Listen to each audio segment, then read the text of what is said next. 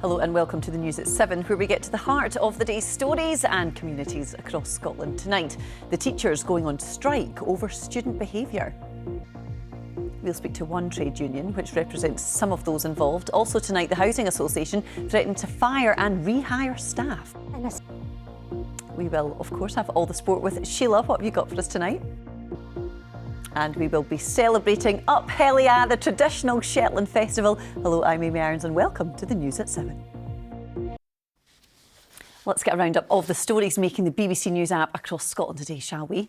A £166 million legal claim against the Scottish Government's failed deposit return scheme can go ahead. Biffa Waste Service says it lost out when the scheme was cancelled.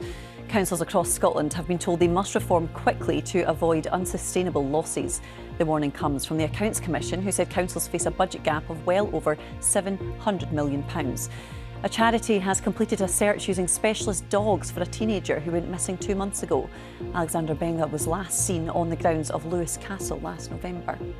And businesses affected by the closure of St Elgin's shopping centre in Murray say they hope to keep operating in the area.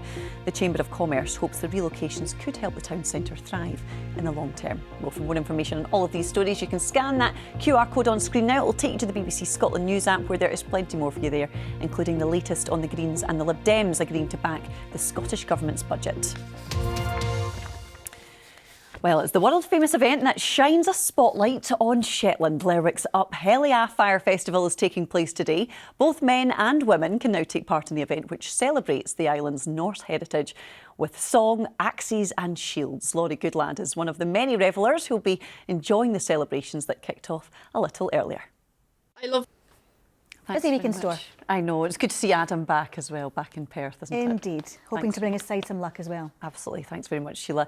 Well, music, as we know, has the power to help lift our mood and bring back fond memories, doesn't it? But for many people with dementia, the prospect of a busy and loud concert can be overwhelming. Well, Celtic Connections organisers have been working hard to help bring traditional songs to those diagnosed with the condition in an environment they feel comfortable in. Let's take a look.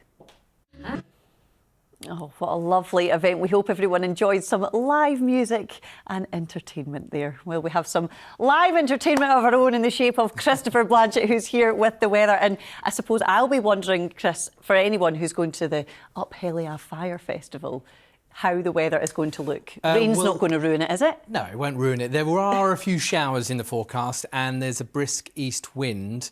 Actually, the main procession